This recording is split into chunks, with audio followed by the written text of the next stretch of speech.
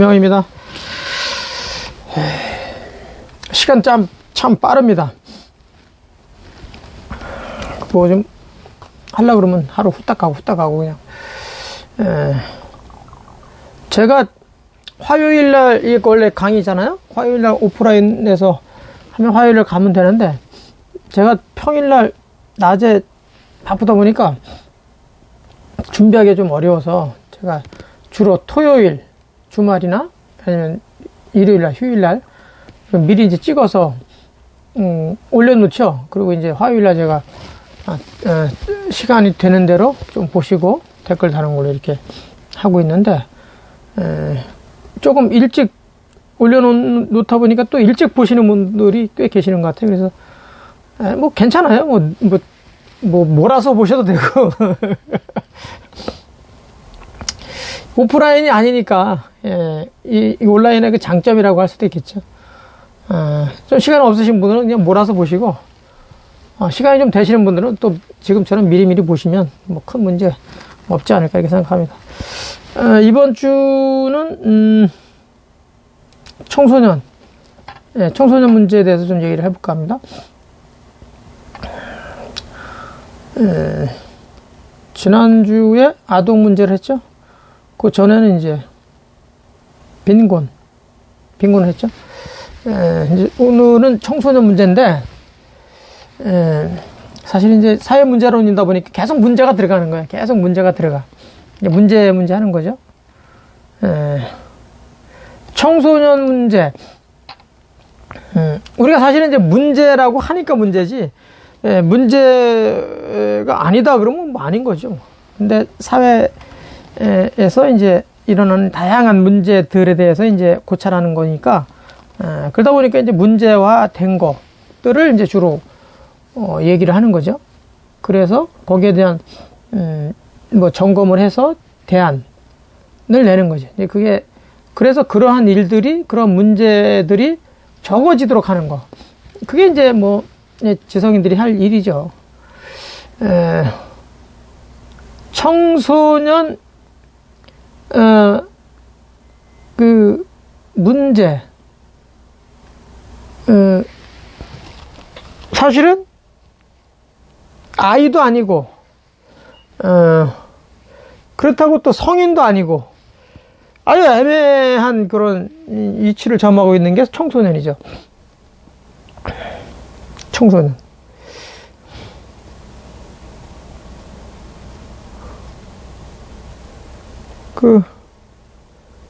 부유한 집에 태어나세요? 아이가? 그럼 문제 없을까요? 부유한 집에 태어난 아이들도 잘 살아도 문제가 생기고 또 가난한 집에서 태어나도 또 문제가 또 일어나죠. 물론 이제 문제라고 할 정도의 문제는 거죠. 문제를 일으키지 않는 아이들이야 뭐 가난한 집이든 부유한 집의 아이든 없죠. 근데 그런 것들이 참 다양하죠. 그러니까 어떤 계층이냐, 어떤 계급이냐 이런 걸 뭐 다 뛰어넘어서 문제는 언제든지 일어날 수 있다라는 것이죠. 그 일반적으로 문제를 이렇게 얘기한다면, 그 청소년들이 사회에 적응을 잘 못해서 일어나는 제 문제들을 일단 청소년 문제라고 얘기하는데, 이게 일단 뭡니까? 의의를 한번 볼까요? 의의? 청소년 의의? 그 자료 우리 강의 있잖아요.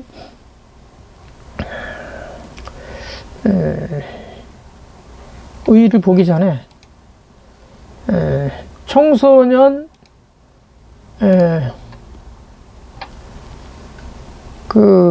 이게 규정되는 게 이게 웃겨요. 지난번에도 그 아동 문제 얘기하면서 좀 얘기를 했지만, 그 청소년 기본법에서 이제 청소년 기본법에서 보면 9살에서 17살 17살 사이를 이제 아동이면서도 청소년이다 이렇게 이제 규정을 하고 있고, 또 한편에서는 9살에서 24살 이하, 24살까지를 청소년으로 규정한다. 참 웃기지 않아요? 청소년 기본법에 이렇게 되어 있는데 9살에서 17살까지는 아동이면서 청소년이고, 또 9살부터 24살까지는 4살 이하, 24살이 들어가는 거죠. 24살까지는 청소년을 규정한다는 거야. 아주 이거 왜 이런 걸 정비하지 않나, 이게 좀 웃겨요. 좀 청소년 기본법 말고 청소년 보호법에서 보면 만 19세 미만, 그러니까 18세까지죠. 18세까지가 이제 청소년이다. 청소년 보호법에서는. 민법에서 보면은 19세가 되면 이제 성년으로 봐요. 19세 미만, 그러니까 19세 미만이 18세죠. 그러니까 18세까지는 미성년이고 19세가 되면 성년으로 규정한다는 얘기죠. 그렇지만 18세가 안 됐어. 그러니까 만 18세가 안 됐어. 그러니까 18세, 우리 나이로 18세라고 할지라도 또 혼인 신고를 하잖아요. 그러니까 혼인을 좀 일찍 하는, 뭐 극히 드물긴 하지만 요즘엔 뭐 극히 드물죠. 과거에는 우리 어렸을 때는 정말 어린 나이에 간 친구도 있어요. 제 친구 중에 하나가 4대 독자인데 18살인가 19살에 갔어요. 그래서 이제 장가를, 그러니까 자기보다 근데 그 3살의 위에 여성하고 혼인을 했는데, 그래가지고 이제 아이를 낳고 지금 벌써 아이가 40이 이제 60 먹었는데 아이가 40이 넘었네. 그리고 또 그 아이가 또 자식을 낳아가지고 할아버지 된 지가 꽤 됐죠. 이제 혼인신고를 좀 일찍 하면 또 성년으로 이제 간주를 하는 거죠. 이렇게 이제 민법에서는 보고 있고, 이게 청소년 보호법과 청소년 기본법이 점점 이렇게 다 규정하는 게 달라서, 청소년이 아주 애매한, 그렇게 우리가 얘기할 수 있습니다. 우리가 이런 말이죠. 사춘기가 있죠. 이제 요즘에 이제 또 특히 쓰는 말 중에 사추기가 있죠. 사추기.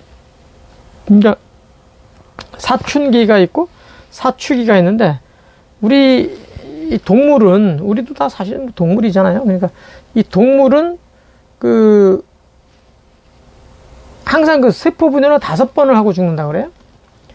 그러니까 우리가 어려서 아이들이 이게 이제 변성기가 오잖아요. 여성은 이제 생리를 하기 시작하고, 그때 이제 세포 분열을 한번 하는 거죠.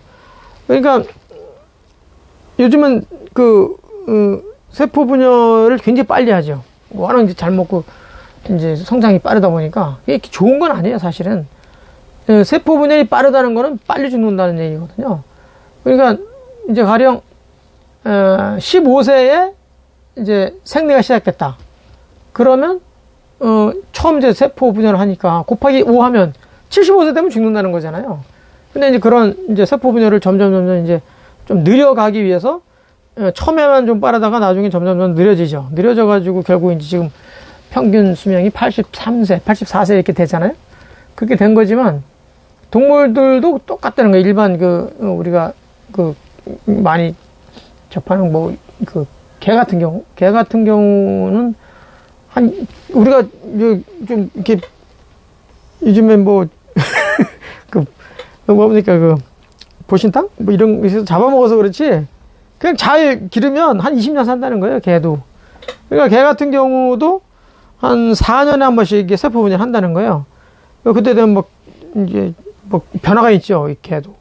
그러니까 4년 되면 또 변화가 오고, 그렇게 한 5번 하면 이제 죽는다는 건데, 사람도 그러니까 평균 지금 이제 100세 시대가 이제 도래하고 있는데, 한 20살 정도, 그러니까 20살 정도 돼가지고 첫 이제 이 변성기가 오고 이제 세포 분열을 이제 해야 이제 이게 정상인데, 지금 굉장히 빠르잖아요. 어떤 아이들은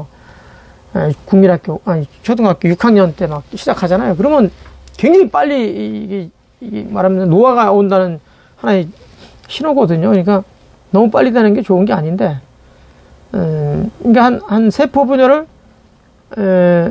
처음에 할 때가 이제 사춘기가 된다면 세포 분열을 한 3번쯤, 그러니까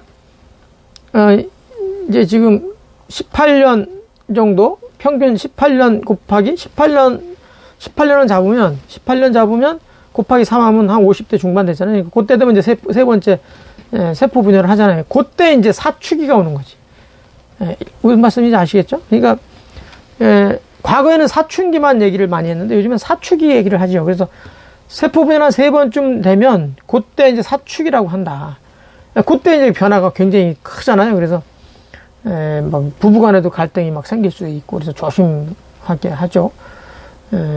청소년 때 보통 이제 사춘기 때 변화가 이제 아주 그냥 크게 오니까 그때 이제 부모와 자식 간의 그 갈등들이 막 상존하고 그다음 아이들이 막 이게 막 불이 막 확 뭐 엄청난 힘이 이제 막 솟구칠 때 아니에요. 그러니까 이게 이제 사회 문제가 될 수 있는 여건이 많죠. 그러니까 이게 뭐 집안이 부유하고 안정된 집안이라고 일어나지 않는다는 것도 아니고 그렇다고 또 굉장히 가난하다고 해서 안 일어나는 것도 아니고 가난해서 일어날 수도 있고 부유해서 일어날 수도 있다는 거예요. 그러니까 이 참 어려운 거죠. 그러나 누구나 한 번은 다 거쳐 가야 된다는 이런 말 있잖아요.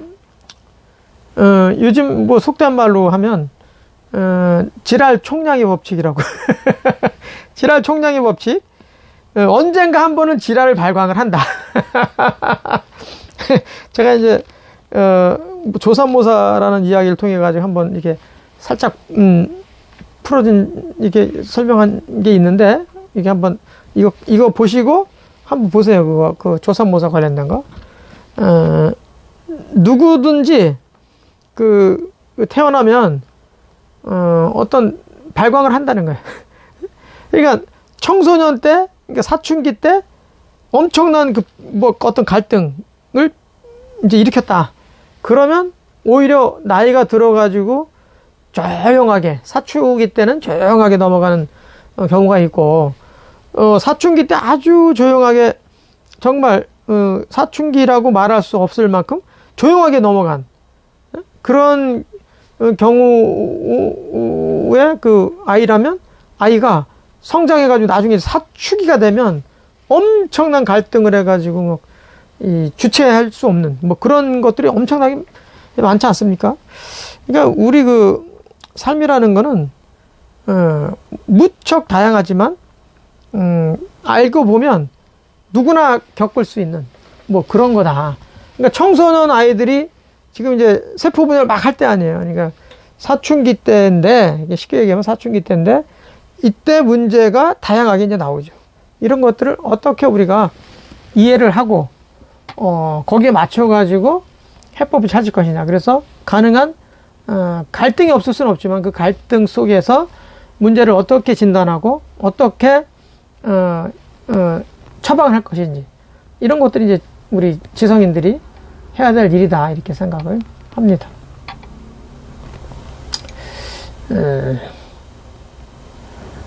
이제 청소년기는 사춘기 시작되는 12살부터 이제 성인의 역할을 담당하는 20세 이하 전후 연령층에서 많이 이루어지는 이제 하나의 뭐라고 합니까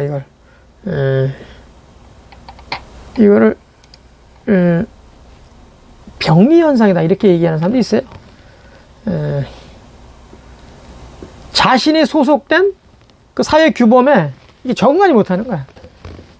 자신이 속해. 요즘은 저 같은 경우는 이 청소년기가 없었어요. 건너뛰었죠. 그래서 지금 이제 지랄 발광하고 있는 것 같아요. 제가 사춘기잖아, 사춘기 지금. 예? 저는 13살부터 사회생활 시작해가지고 계속 사회생활을 했어요. 33살까지. 공직자가 33살이 됐는데 33살 돼가지고 지금까지 계속 공직생활 하기 전에 20년 동안 사회생활을 했어요. 그런데 치열하게 했죠. 사춘기라는 것도 모르고 청소년의 그 문제라는 것을 아예 경험을 못했어요. 어떻게 이렇게 인식을 못했어요. 왜냐? 그냥 자칫하면 죽게 생겼으니까 살기가 너무너무 어렵고 그러니까 어떤 형태로도 살아남아야 된다. 생존해야 된다. 거기 급급해가지고 그냥 뭐 어느 직종의 직업을 제가 한번 말씀드리죠. 한 20 한 몇 가지를 전전했다고? 이런 직업, 저런 직업 막 전전하면서 살아남아야 된다는 그거 하나밖에 없었기 때문에 그런 문제화 된다는 것을 아예 인식 자체를 못했어요. 이해를 못했으니까.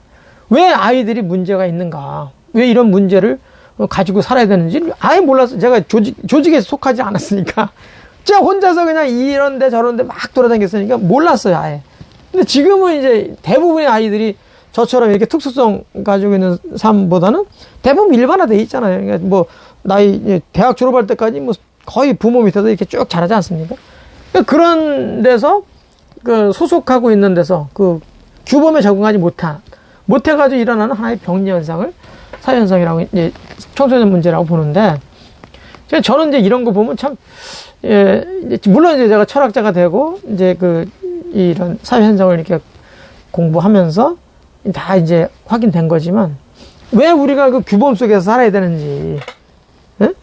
사회가 이렇게 만들어 놓은, 이게 소속해가지고 여기다 계속 집어넣고 이러이러한 교육을 시키잖아요. 전부 인위적인 교육이라는 건 전부 인위적인 거예요. 세뇌시키는 거예요, 세뇌시키는 거. 이러이러한 공부를 프로그램 짜놔. 아이들이라는 건 사실은 다 이게 천차만별이잖아요. 이 능력이라는 거는 태어날 때 이게 다 다르게 태어난단 말이죠. 그런데 어떤 사람이든 그 따지지 않고 특성을 따지지 않고 프로그램 만들어, 학자들이 만들어가지고 이거를 공부 몇 살 때부터 몇 살까지 공부를 해라. 그리고 그냥 커리큘럼 쫙 짜줘가지고 그걸 이수하게 한단 말이죠. 이게 다 세뇌시키는 거예요. 거기에 적응 못하면 문제가 되는 거지. 난 이런 거 사실은 굉장히 이해를 사실은 못해. 이해를 못해. 이게 바꿔야 된다. 사람마다 다 특성이 있는데 스스로 선택해가지고 나는 이러한데 내가 되게 좀 강한 점이 있구나. 그럼 그쪽에 아이고 이거 뭐 갑자기 지금 동영상 찍다가 그 코로나 바이러스 그게 몇 번째라고 탁 뜨는 거예요. 그러면서 탁 꺼져버리네. 아이고 나 이럴 때마다 그냥 확 나. 아니 막 지금 강의를 막 하고 있는데 그냥 갑자기 그냥 그 띵 뜨면서 그냥 꺼져버리네. 이럴 때 그냥 황당하기도 하고 애로가 있는 거죠. 고충이 있는 거죠. 그냥 그런 거 없이 그냥 막 갈 수 있는 게 없나요? 제가 아직까지 기계치적인, 제가 과거에는 굉장히 빨랐는데, 이런 문화를 접하는 게 굉장히 빠르고, 습득하는 게 빨랐는데, 지금 굉장히 느려졌어요. 그러니까 이것도 일종의 좀, 지랄 발광의 법칙? 지랄 총량의 법칙에 따르는 것 같아요. 옛날에 굉장히 빨랐는데 지금은 또 느려졌잖아요. 여하튼, 이어서 간다면 청소년 문제가, 이제, 아이들의 태어나면서부터 굉장히 특성들이 있어가지고 거기에 맞춰서 사실은 교육이 되면 좋겠는데, 그냥 딱 정해진 틀에, 규범에 맞춰가지고 무조건 이수하라는 거야, 거기에. 완전 세뇌시키는 거란 말이죠. 응? 자기가 선택할 수 있는 권한이 별로 없어. 그러니까 아이들이 얼마나 힘들겠어요. 응? 정해진 프로그램대로 잘 따른 아이들은 아주 똘똘한 아이라고 얘기를 하고, 응? 거기에 부응하지 못하면, 따르지 못하면, 완전히 문제 아이로 이렇게, 응? 낙인 찍는, 조금 이따 또 낙인 얘기를 하겠지만, 이런 것들이 이게 바람직한 거냐. 그래서 이게 철학적으로 분석을 해보면 사실 문제가 아니에요, 이게. 문제가 될 이유가 없어요. 아이들이 공부 안 한다고 문제 돼가지고 영원히 문제가 되나요? 어려서 공부 안 하고 뺀질뺀질 했던 아이들이 사회에 다 부적응자잖아요, 이거예요.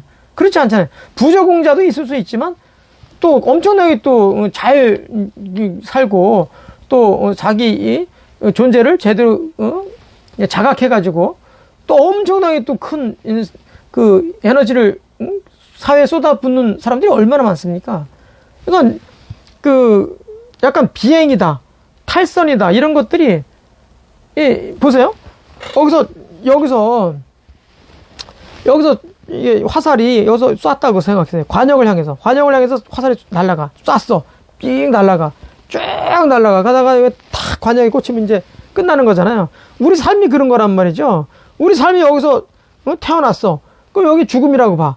쭉 가다가 날아가다가 이제 가다가 딱 도달하면 죽는 거잖아요. 그런데 이거를 이게 막연하게 그렇게 생각하는 것도 있지만 이제 가는데 쭉 가는데 이게 뻔하잖아. 이 날아가는 코스가 뻔하잖아요. 근데 가다가 갑자기 그러니까 아침에 일어나서 출근해서 사회생활 하다가 다시 또 퇴근해서 밥 먹고 자고 일어나서 다람쥐 쳇바퀴 돌듯이 늘 해봐. 그러다가 갑자기 끝까지 가서 죽는다면 괜찮은데 갑자기 무슨 암이 걸리거나 아니면 뭐 불치병이 걸렸어. 당신은 앞으로 삶이 3개월밖에 안 남았다.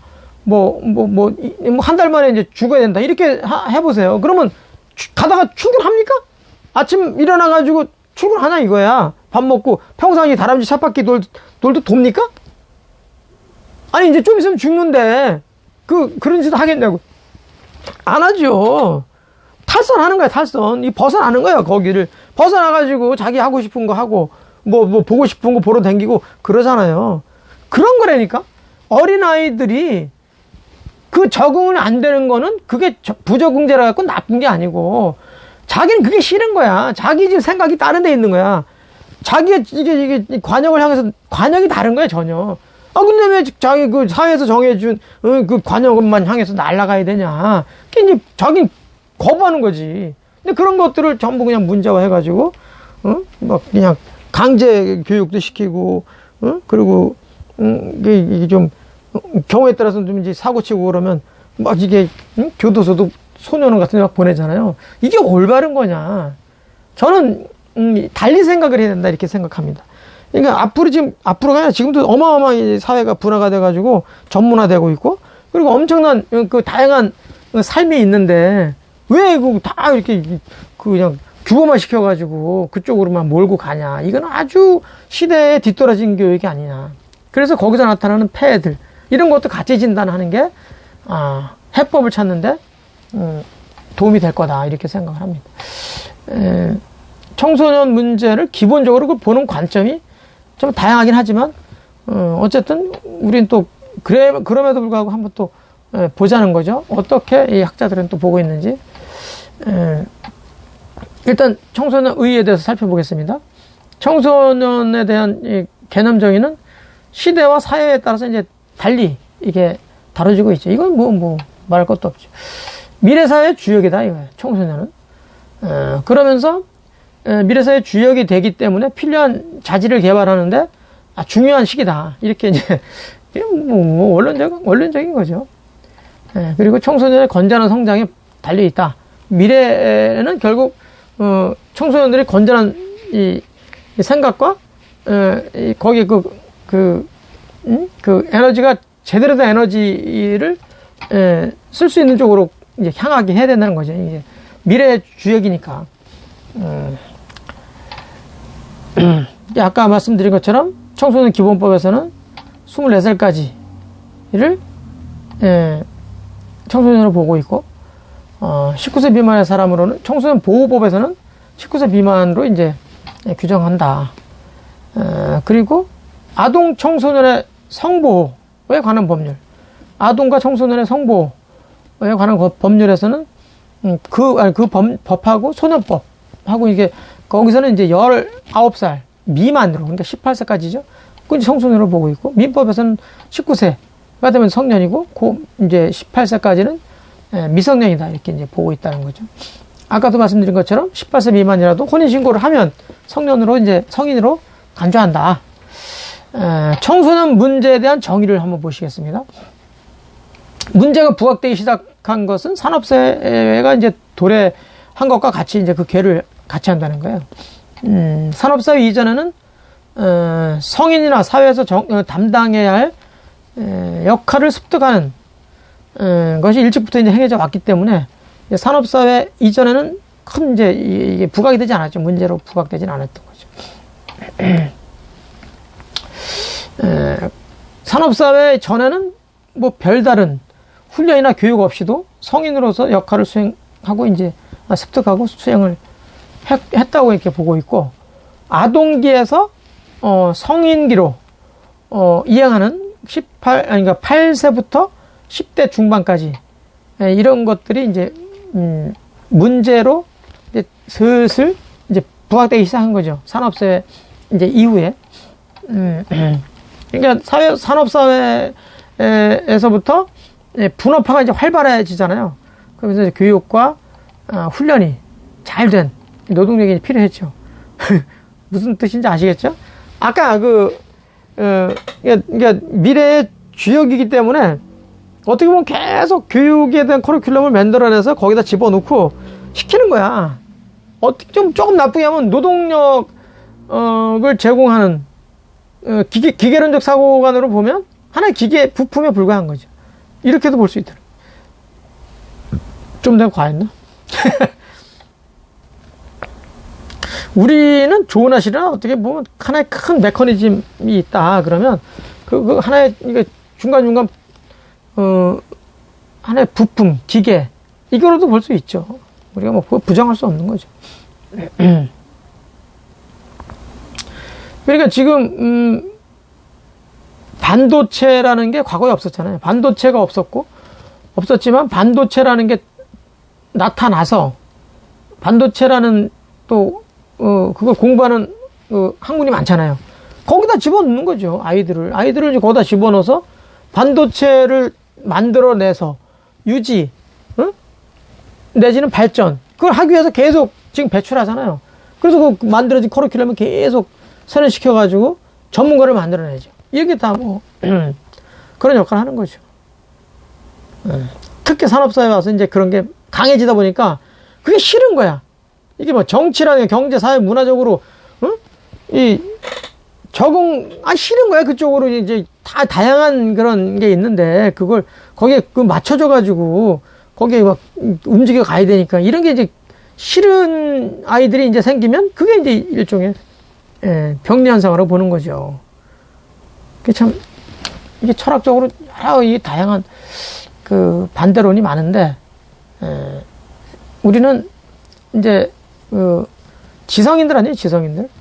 어떻게 사람들이 살아가지고 살아가는지, 어떻게 살아가려고 마음을 쓰는지, 그걸 잘 우리는 알아야 되잖아요. 그걸 아는 게 지성이라고 하는데, 그 지성인들이 그러니까 이런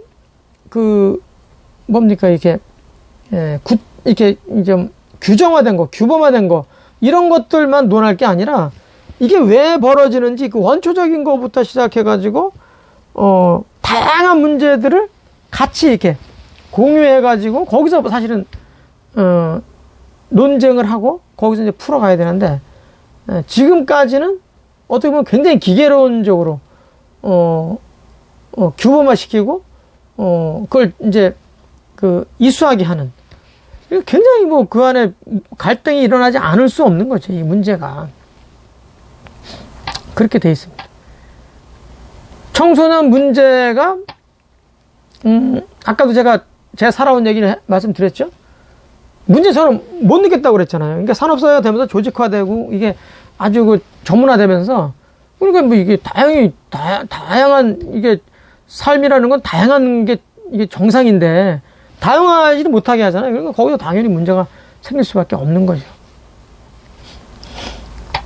그래서 이제 그 문제를 바라보는 그런 점, 그 관점이죠. 문제를 이제 관점이 여기서 5개로 해놨는데 차별 접촉 관점, 아노미 관점, 비행 하위 문화 관점, 사회 통제 관점, 그 다음에 마지막으로 낙인 관점 이렇게 이제 있는데 대체로 뭐 이 소주제만 이렇게 딱 들어봐도 아시겠죠? 차별 접촉 관점의 경우는 범죄 그런 행위는 소규모의 그 치밀한 집단에서 주로 발생하는 학습 과정의 결과다. 이렇게 이제 주장을 하고 있고 범죄 그 행위는 가족이나 이웃의 또래 집단, 친구 집단 등에서 나타나는 학습 과정 때문에 일어난다. 보잖아요. 듣잖아요. 그런 거예요, 그런 거. 그러니까 범죄라는 게 왜 일어나는지 그 원인을 잘 살펴보면 응? 왜 그러겠어요? 왜 범죄를 하겠어요? 너무 없어. 저쪽에 너무 많아. 범죄 심리가 발동하지 않을까요? 가진 사람, 돈이 많은 사람이 할지라도 다른 관점에서 자기가 부족해. 그러면 그것을 범죄할 수 있는 거죠. 그건 이거 항상.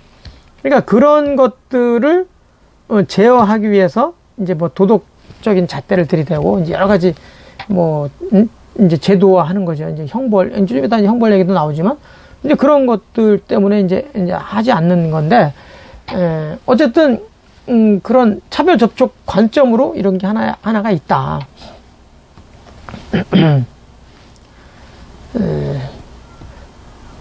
그게 이제 도에 이제 그 왕따라고 할까요? 왕따한 아이들은 그 뭔가 자꾸 사고를 치려고 그러잖아. 그 왜 사고를 치려고 그래?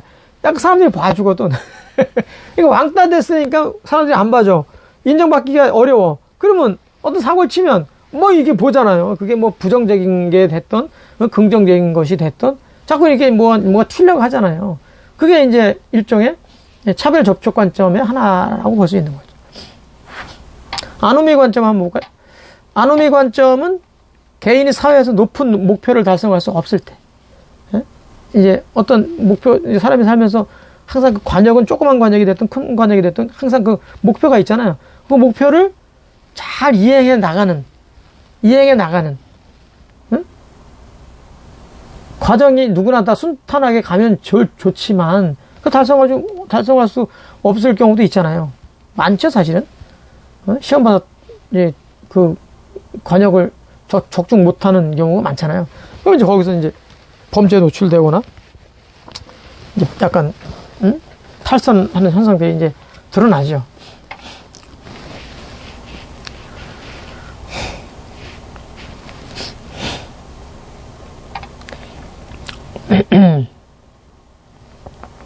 대체로 이제 아노비 관점이 그런 거예요. 이게 합법적이든 뭐 합법적이지 않든 어떤 그 목표가 하나 생기면 거기에 도달하고 싶은 게, 이게 성취하고 싶은 게 사람의 심리잖아요. 근데 그게 안 되면 뭐 불법적이라도 불법적인 거, 이게 도덕적으로 말이 안 되는 행위를 막 할 수 있는 거죠. 근데 그런 데서 생기는 관점. 비행, 하이문화 관점. 일부 집단은 범죄 활동에 대해서 거부감을 크게 가지지 않는 태도. 그런 이제 가치, 관점을 가지게 된다. 이렇게 이제,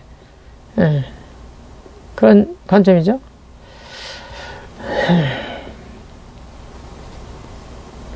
사회 통제 관점. 범죄를 저지르지, 아까 말씀드렸죠. 범죄를 저지르지 않는데 이제 관점을, 주목한 거죠. 주목한 이론인데, 사람들이 왜 범죄를, 하지 않냐. 이제, 기본적인 그런 인간의 기본 성격을 뭐 반사회적이라거나, 뭐 악하다고 보는 데서 기인하는 건데, 사람을 어떻게 보느냐에 따라서 달라지는 거죠. 사람은 선하게 보느냐, 악하게 보느냐. 악하게 본다. 그러면 서로 뺏으려고 그러잖아요. 뺏으려고 하다 보니까 이제 거기서 여러 가지, 이제 문제가 생기죠. 그럼 뺏었을 때 가만히 있냐 이거예요. 우리가 왜 사람을 길거리 가다가 사람을 막 이게 칼을 들이대고 이게 막 돈을 안 뺐을까요? 그런 사람이 있죠. 가끔 가다 잡혀가서 그렇지. 칼을 들이대고 돈을 빼서 그럼 내가 부자 될 수 있는 거야.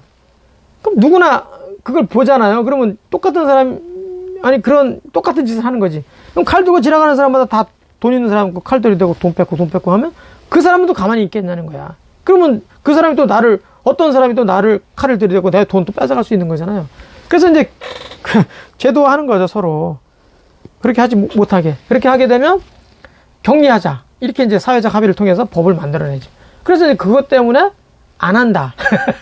할 수도 있는데 안 한다는 거예요. 범죄를 꺼린다는 거죠. 그 이제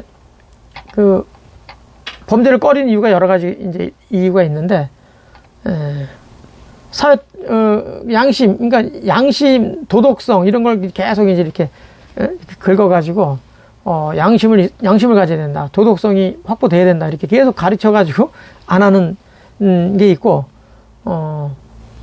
그 다음에 이제 그런 나쁜 짓을 하게 되면 가족하고 이제 격리가 되면 가족하고 볼 수가 없잖아요. 그러니까 가족하고 이게 볼 수 없는, 그러니까 가족이라는 걸 굉장히 이게 애착을 하게 해서, 이제 그런 범죄를 못하게, 범죄하고 멀어지게 하는, 이제 그런, 그 다음에, 감금을 당하는 거, 그러니까 교도소 가거나 그러면, 구치되거나 하면, 이제 두렵잖아요. 이게 자유가 구속되니까. 거기에 대한 두려움. 여러 가지 그런 점을 가지고, 이제 범죄를 가능한 저지르지 않는다라고 하는 이제 이론이죠. 낙인 관점이 있는데,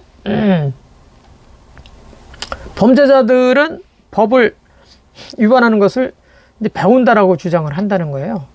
낙인 관점이, 사람을 범죄자다라고 낙인을 이게 가하는 그런 과정에 주목한 건데, 낙인을 그러니까 가하는 게, 결국 영향을 주죠. 낙인 관점을 이제 관점으로 보면 비행을 저지른 사람이나 범죄자로 낙인을 가하는 것은 범죄 행위를 꺼리게 하는 것이 아니라 오히려 범죄 행위를 장려하는 것이다. 그러니까 옛날에 뭐 여기 원래 낙인이라는 게 여기다 이제 범죄자 나는 무슨 범죄했다고 여기다 불로 지지는 거 아니에요? 불로 지져 갖고 써놓잖아. 그러면 그 사람들이 이렇게 댕기다가 어유 저 무슨 짓 했구나. 여기 무슨 여기다 써놓으니까. 그러니까 그게 사실은 부끄러워가지고 처음에 이제 사람들 못 만나게 하고 완전히 사회적 격리하는 거죠. 그랬는데 나중에 오히려 이제 그게 그래 나 범죄자다. 그러고서 이제 더 할 수 있는 그게 이제 낙인 관점 이게 좋을 수도 있지만 아주 나쁜 효과를 또 발휘할 수도 있다는 거죠. 그러니까 이런 이제 관점 5가지가 있는데 우리가 이런 그 청소년을 바라보는 문제를 어떻게 보느냐에 따라서 처방도 달라진다는 얘기죠. 우리 이 선생님들은 어떠신가요? 그 문제다 그러면 청소년들이 우리가 만들어 놓은 우리 기성세대들이 만들어 놓은 그런 규범화된 제도 속에서만 움직여야 되는 게 맞는 건지 우리가 이제 그런 고민을 한번 해봐야 됩니다. 그러면서 자식들이 정말 그 울타리 안에서 정해진 규범화된 교육만 세뇌를 받아야 되는지 그것을 벗어날 수 있다면 그래서 요즘에 뭐 대안학교들이 많잖아요. 여기저기 학력을 인정 안 해줘서 나중에 이제 검정고시를 하는데 그것도 하나의 또 문제가 또 따로 있긴 있지만 그럼에도 그런 기존에 가지고 있던 그 규범화된 그런 교육 이걸 벗어나고자 하는 사람들이 사실 굉장히 많아지고 있죠. 현대사회는 그 아주 개성들이 강한 옛날에도 개성이 있었지만 그걸 이제 표출을 못했죠. 표출하면 뭐 아까도 말씀드린 것처럼 이게 문제가 되는 거예요. 뭐 차별, 아노미, 비행, 사회통제, 낙인 이런 걸로 해가지고 아주 굉장히 피곤하게 하니까 그러니까 아이들이 그냥 순하게 따라만 주는 거야. 그냥 그 문제 안 일으키면 참 좋은 아이다. 이게 사실 좋은 거냐 이거야. 문제 지랄 총량의 법칙에 따르면 야 그러고 보니까 굉장히 일원화된 것 같으네. 근데 굉장히 묘하지 않습니까? 상당히 참 이해하기가 쉬워요. 그러는 아주 조용조용하게만 살았던 아이들이 정말 그게 좋은 거냐 이거예요. 사회는 다양한 그런 계층들이 같이 어울려 사는 건데 이 공자라는 사람이 사람을 볼 때 뭐라고 평가한 게 있냐면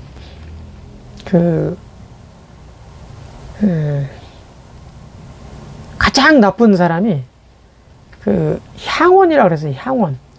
우리 선생님들 잘 못 들어보셨을 텐데 향원이라는 게 뭐냐면 시골에서 마음씨가 우리 요즘 말하는 속된 말로 하면 그냥 법 없이도 살만한 사람이 아주 좋은 사람. 전혀 모나지가 않은 사람이에요. 모가 나지 않는 사람. 아주 둥글둥글하고 그냥 누가 뭔 부탁만 하면 다 들어주는 그런 사람. 정말 좋다고 하는 사람. 그런 사람이 제일 문제라고 봤어요. 그런 사람은 좀 나쁘게 얘기하면 도둑놈이 도둑질해서도 옹호해 준다는 거야. 그런 사람들은 도둑질한 것도 옹호해 주고 강도짓 한 것도 옹호해주고, 살인한 것도 옹호한다는 거예요, 그런 사람들은. 거기에 너무 익숙해져가지고. 사회에 전혀 도움이 안 되는 사람이지, 결국. 사회의 비판적인 시각을 가지고 잘못된 것을 잘못됐다고 얘기하는 거. 이런 사람들이, 속된 말로 하면 꼴통짓 가끔 하는 사람들, 이게 전혀 나쁜 게 아니라는 것이죠. 그 잘못된 걸 잘못됐다고 얘기 안 하면 변하지가 않잖아요. 그래서 그런 향운을 가장 아주 안 좋은 사람이라고 봤는데, 지금 아이들을 정말 순하게만 딱 울타리 쳐놓고 거기서만 딱 살고, 이런 행동만 하고, 이런 행동만 해라. 이런 행동만 이런 행동하면 안 된다. 계속 그렇게 규제적인 중물이 가보세요. 이게 좋은 거냐, 이거. 지난 총량의 법칙 언젠가 튄다. 그러면 오히려 더 사회적인 문제가 될 수 있지. 또 노인 문제 되면 이제 또 노인 때 또 이제 이런 얘기, 비슷한 얘기 나오겠지만, 우리가 사회 문제를 바라볼 때 이렇게 다양하게 다 연계가 돼 있죠. 어느 한 부분만의 문제가 아니고 다 이렇게 통으로 연계가 돼 있죠. 그러니까 지금은 뭐 우리가 커리큘럼을 이렇게 15개의 15번을 이렇게 나눠서 하다 보니까, 그래, 지난주는 뭐 아동에 대한 문제, 이번 주는 뭐 청소년에 대한 문제, 뭐 이런 게 있었잖아요. 뭐 다음 주는 뭐 큰 문제 없으면 이제 뭐 노인 문제가 이제 다음 주는 하는 거죠. 그럼 뭐 노인 문제하고 청소년 문제가 연계가 안 된 거냐? 이거 따로따로 돼 있는 거 있냐 이거야? 아니죠. 다 연계가 돼 있죠. 장애인 문제도 그렇고, 가족 문제도 그렇고, 인구 문제, 노숙, 여성, 인종, 노동 다 연계가 돼 있죠. 그러니까 그런 사회를 바라보는 관점을 다양하게 보고, 그리고 일부를 한번 이렇게 보면, 그러면 훨씬 더 우리가 사회를 보는 그 문제를 이렇게 좀 키울 수가 있는 거죠. 그러면 진단이 좀 더 커지고 다양해지고, 그러면 진단을 제대로 한다. 그럼 처방도 제대로 할 수 있잖아요. 그러니까 그렇게 사회를 바라보는 게 우리가 지금 이 사회 문제를 바라보는 그러니까 사회 문제를 풀어가는 하나의 어떤 초석, 뭐 이렇게 바탕이 이렇게 된다, 이렇게 볼 수가 있는 것이죠. 자, 오늘은 청소년 문제를 했는데, 청소년 문제에 대해서 오늘 이번 주 그 문제 점검을 하고 해결 방안, 앞에 그 우리 이영호 선생님과 김규하 선생님이 아주 잘해 주셨어요. 김규하 선생님은 저한테 메일을 보내셨던가, 아니면 제 연구소 카페에다가 올려놓으셨던가. 그래서 강의 카페 있잖아요. 강의 카페. 수경 철학사상연구소 강의 그 카페에 옮겨놨습니다. 그래서 우리 선생님들도 다 볼 수 있으니까 들어가서 보시면 되고요. 이영호 선생님이 잘해주셨고, 김기아 선생님도 잘해주셨어요. 그러니까 이번 주는 청소년 문제 점검, 청소년 인구, 뭐 학업 자퇴, 청소년 비행, 약물 사용, 기타 등등 이게 점검하는 거죠. 그리고 청소년 문제 해결 방안으로서 청소년 권리 강화, 학업 장려, 청소년 안전망 강화, 청소년 복지시설 강화, 뭐 기타 방안, 뭐 이런 것들을 이제 그 인터넷 찾아보죠. 엄청나게 많아요. 그러니까 뭐 크게 걱정하지 마시고, 좀 이게 좀 쓸만한 거, 우리 동학들한테 미안합니다. 동학들한테 좀 도움이 될 만한 것들을 좀 찾으셔가지고, 그다 좀 이렇게 적기를 하셔가지고, 수경철학사상연구소 강의 그 카페에다가 이렇게 올려주시면, 보시고 올려주시면 되겠는데, 이번 주 하실 분이 양승도 선생님이에요. 양승도 선생님. 순서대로 제가 좀 이어가고 있는데, 양승도 선생님이 청소년 문제 점검하고 해결 방안을 찾아서 올리는 게 이제 과제입니다. 이번 주. 자, 이 청소년 문제에 대해서 사실은 굉장히 문제도 많고, 진단도 많고, 해결 방안도 다양할 수 있는데, 이렇게 이제, 제한된 시간 내에서 이렇게 문제를 확인하려다 보니까 좀 어려움이 있죠. 그래도 우리 선생님들이 좀 고민을 가지시고 사회를 보는 그 눈을 좀 이렇게 조금 크게 하시면 이런 세부적인 거는 쉽게 다가오지 않을까 이렇게 생각합니다. 마치도록 하겠습니다. 고맙습니다.